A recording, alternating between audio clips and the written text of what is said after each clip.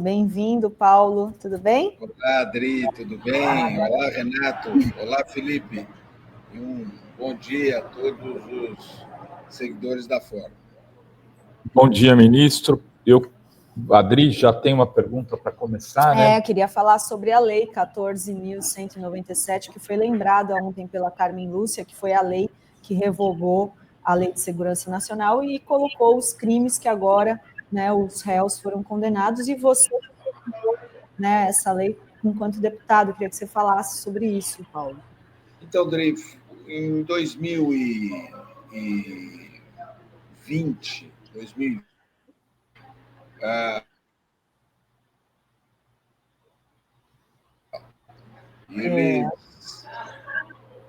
vamos ver se vai agora, né?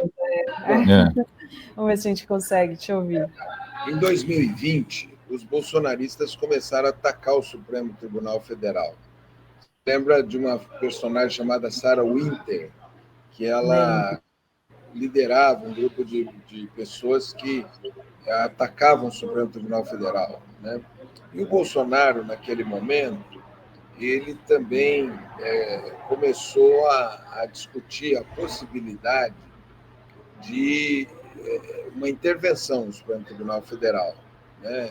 Interpretando que, num conflito entre os poderes, as Forças Armadas poderiam intervir no Supremo Tribunal Federal, né?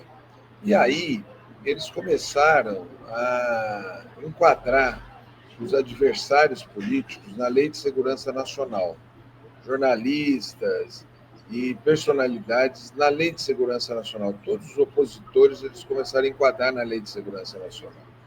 Foi aí que eu recebi uma sugestão de um grupo de juristas, né?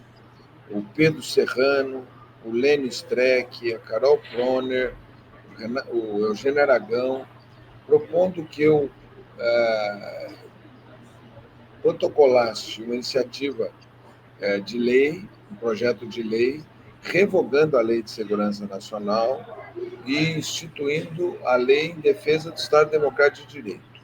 E foi assim que eu fiz. E ao protocolar a lei, eu conversei com o presidente da Câmara e pedi para ele trabalhe esse grupo de... Essa lei em defesa do Estado Democrático de Direito, ela pune a tentativa de golpe.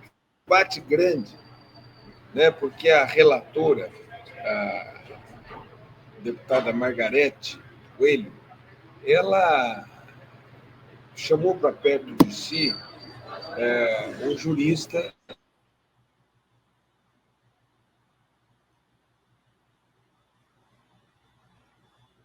aqui.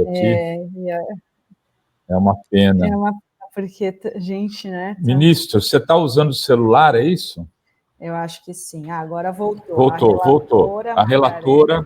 Então, a relatora Margarete Coelho, ela chamou um grupo de juristas e ela chamou para assessorá-lo Miguel Reale.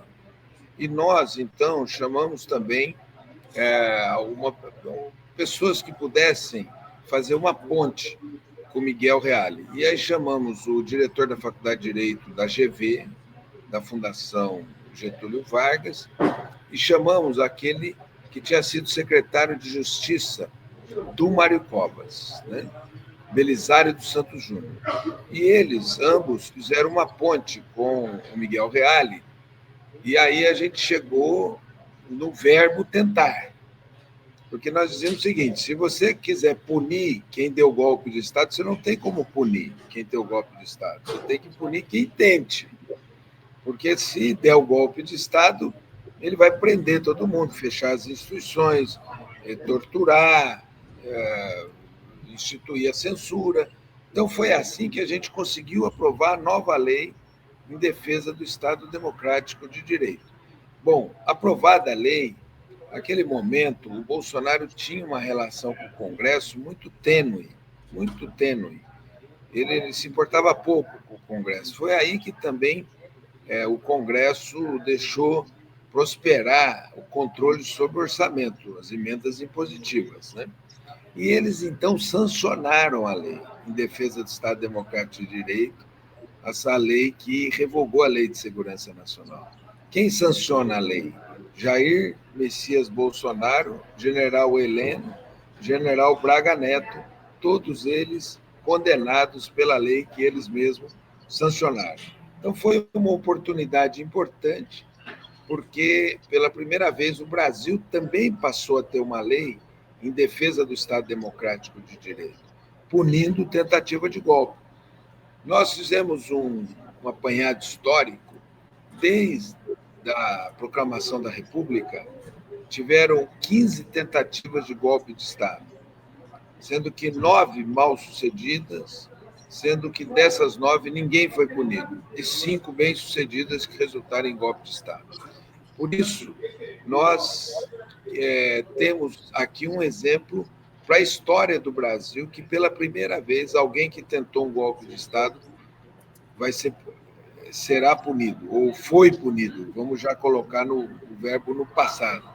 Foi condenado ontem, né? Foram condenados ontem um grupo de civis e militares que tentaram um golpe de Estado pela primeira vez na história do nosso país, né?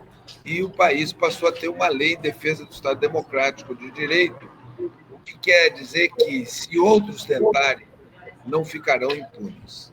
E assim a gente não viverá o que nós já vivemos, uma ditadura de 21 anos no nosso país. Ou seja, se não tivesse sido, né, sancionada essa lei, aprovada a lei do Paulo Teixeira, talvez Bolsonaro e os aliados não tivessem sido punidos, né, Paulo? Rodrigo, e o grande paradoxo, quem sancionou a lei foi ele. Foi ele, o general Heleno, o Braga Neto, eles que sancionaram. Então, eles não podem questionar a legitimidade da lei, que foi no período em que ele exercia a presidência da República, e ele mesmo sancionou a lei. Felipe Rovai? Acho que congelou de novo.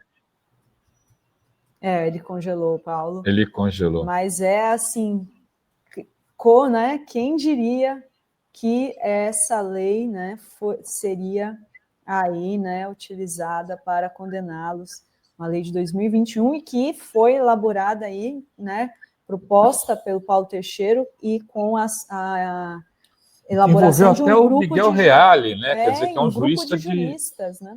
de direita, né? Que participou ali do... O roteirista do Brasil é muito criativo, né? Tudo ali, vejam a noção de karma nisso aí. Né? Dá-se o golpe em Dilma, assume Temer, morre o ministro Teori Zavascki e o Temer indica Xandão. Né? E aí o Xandão... Paulo voltou. Vamos lá, Paulo. E ali é do Paulo. Quer dizer, olha só, o roteirista do Brasil atuou muito bem nesse enredo. Né? Que roteirista, Paulo Teixeira. E aí uma coisa interessante, que foi o voto divergente do Fux.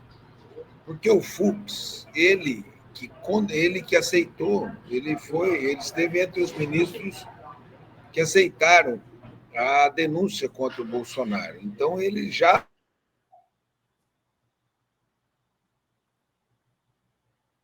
Está repetindo o que eu falei antes, né? A grande contradição, né, do voto do Fux. Ele participou de 1.600 julgamentos anteriores, condenou 400 pessoas, aceitou a denúncia, né, e agora, Paulo, acho que voltou, descongelou.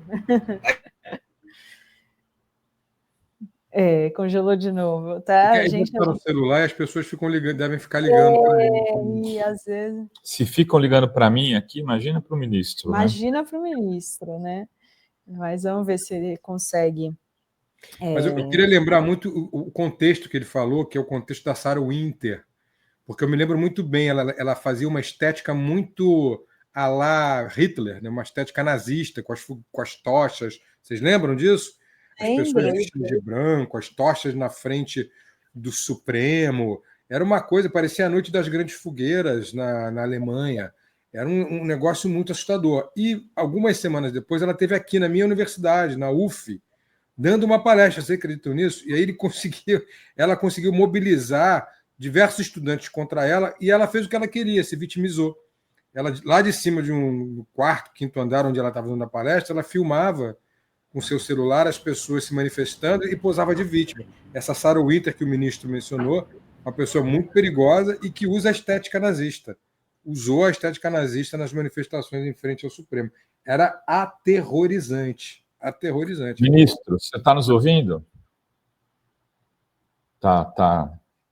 Continua.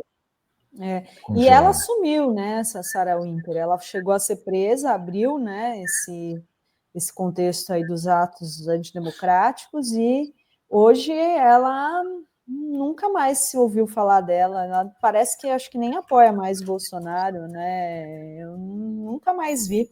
A última notícia que a gente teve, acho que ela estava no México, né?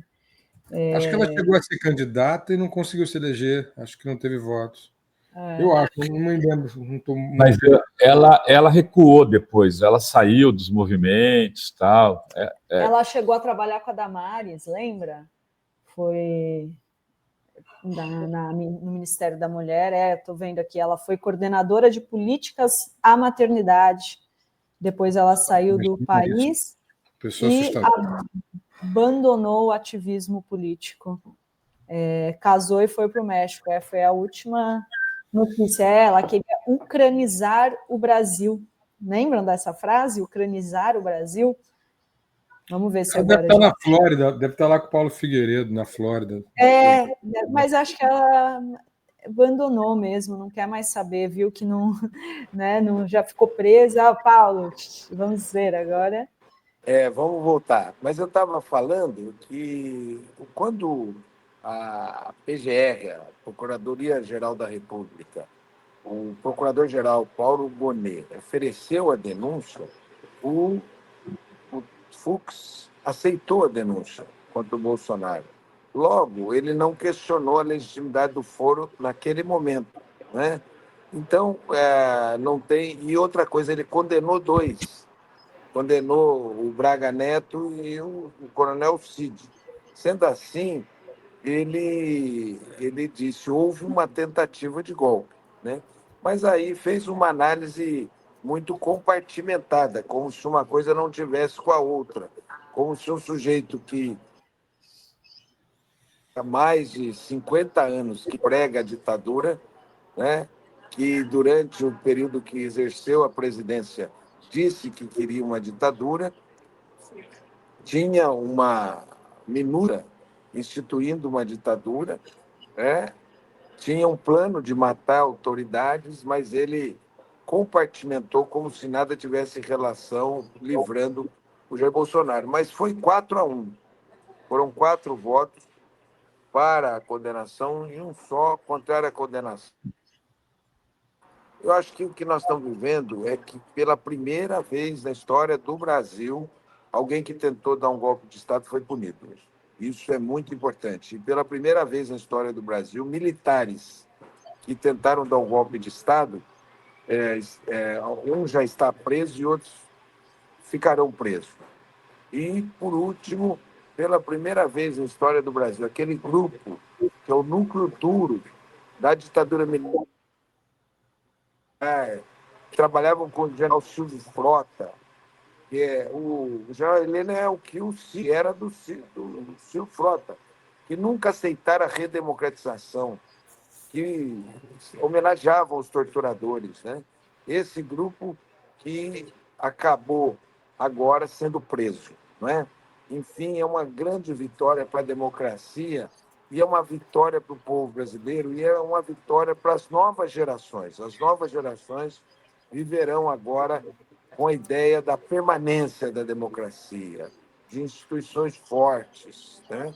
Então, foi uma aula de política esse julgamento e será uma aula de democracia plena para o nosso país. Quero aqui destacar o papel que teve o Lula. O Lula teve um papel muito importante, porque se não fosse ele, nós não tínhamos ganho aquela eleição. E se nós não tivéssemos ganho a eleição, Bolsonaro teria instituído uma ditadura no Brasil. E, ao mesmo tempo, Lula conduziu bem, em união com as instituições, aquela crise do 8 do 1. Você tem toda a razão, Paulo. Eu, ontem, aqui, refletindo alto no Jornal da Fórum, ontem entrei no Jornal da Fórum com Miguel do Rosário e Henrique Rodrigues para conversar, eu dizia isso para eles. Essa quadra histórica que a gente está vivendo é algo muito, muito fora da curva, né, Paulinho? Desde 2013, a gente vive num turbilhão de idas e vindas. Mas não só o Brasil, é o mundo. Só que, no mundo, poucos países conseguiram dar a volta por cima como a gente conseguiu dar aqui no Brasil. E isso tem, sim, um nome, que é o protagonista principal, Luiz Inácio Lula da Silva. Sem ele, muito provavelmente, a gente não estaria no lugar que estamos do ponto de vista político. Mas também tem pessoas como você, né? Tem meios de comunicação alternativo como a Fórum, que seguraram esse rojão nos duros períodos aí, né? Quando o Lula estava preso, quando o PT estava quase... o pessoal querendo extinguir o PT. Tem uma bancada corajosíssima de deputadas e deputados que enfrentaram, seguraram a onda, militantes políticos na ponta, né, Paulinho? Essa resistência, por exemplo, o pessoal que ficou na vigília, os movimentos sociais como o MST.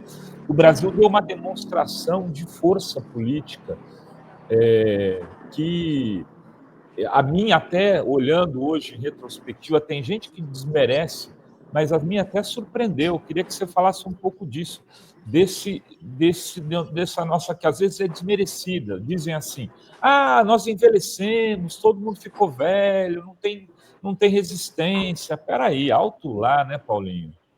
Não é o primeiro dizer para vocês do papel que vocês tiveram, né? Vocês fizeram um papel de resistência, vocês deram vozes, vocês receberam retaliações, vocês não tiveram um centavo de incentivo para o jornalismo de vocês que não fosse dos próprios mantenedores que seguem a Fórum e que acompanham a Fórum. Então, o nosso agradecimento a vocês pelo papel de resistência que vocês tiveram. E a sociedade brasileira também teve um papel muito importante de resistência. E aqui, eu se pudesse escrever um livro agora, o tempo não me ajuda nisso, né? Mas o título do livro é Da Lava Jato, a tentativa de golpe e a punição dos seus responsáveis pelo golpe, né? Na verdade, de que lado que ficaram Deltan Dallagnol e Sérgio Moro? Sérgio Moro foi ministro do Jair Bolsonaro, ele foi ministro desse governo, né, que tentou dar o golpe, né? Então, esse processo tentativa de golpe começou ali em 13, né? E veio com o golpe contra Dilma, depois com a eleição do Bolsonaro e depois com a tentativa de golpe pelo Jair Bolsonaro. Então, ontem quase que acaba um grande capítulo da história brasileira, onde se tentou dar um golpe e os golpistas foram condenados. É um momento para a nossa geração muito importante, né? Porque a nossa geração, eu mesmo, nasci em 1961, quando eu tinha 3 anos de idade, foi dado um golpe no Brasil, vivi minha adolescência e juventude dentro de um golpe militar, né? Lutamos pela redemocratização, né? E lutamos por um Brasil mais justo, de inclusão social, mais fraterno, né? E nesse país, sempre que há avanços, a elite tenta dar um golpe. Tentou dar um golpe e não foi bem sucedida. Por isso, essa nova geração, eu vi o entusiasmo das minhas filhas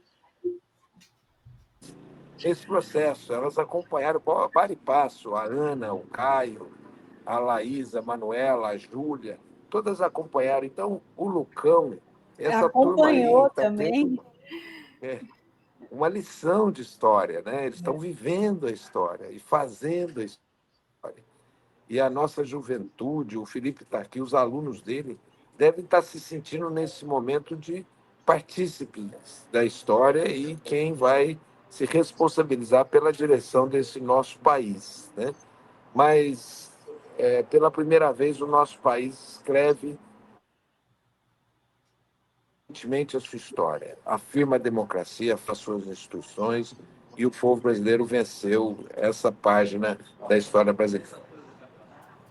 Foi a história que, nesse seu livro, ministro, da Lava Jato até ontem, eu quero lembrar que alguns dos participantes confessaram seu crime depois desse veredicto de ontem. O Daniel mesmo, que você citou, ele publicou a frase no seu Twitter, em Fuchs We Trust, que foi a frase revelada pela Vaza Jato. Você veja como o inconsciente, os atos falhos, estão presentes ali. Ele, pela primeira vez, confirmou que aquilo tudo era verdade. Ele nunca tinha confirmado, mas ontem confirmou. E até mesmo o Moro, quando diz que o julgamento foi injusto, elogia Bolsonaro, está ali com o seu ato falho. O Jung dizia que esses personagens eles são sintoma, não são a doença, eles são sintoma da doença. E a gente teve sintomas muito fortes nessas figuras, né? Moro, Dallagnol, Bolsonaro. Muito bem lembrado, porque não é só o Bolsonaro. A gente precisa lembrar dessas figuras que ainda transitam por aí e vão continuar transitando. Portanto, é preciso continuar atento e forte, porque esses caras que querem o golpe continuam por aí, né, amigo?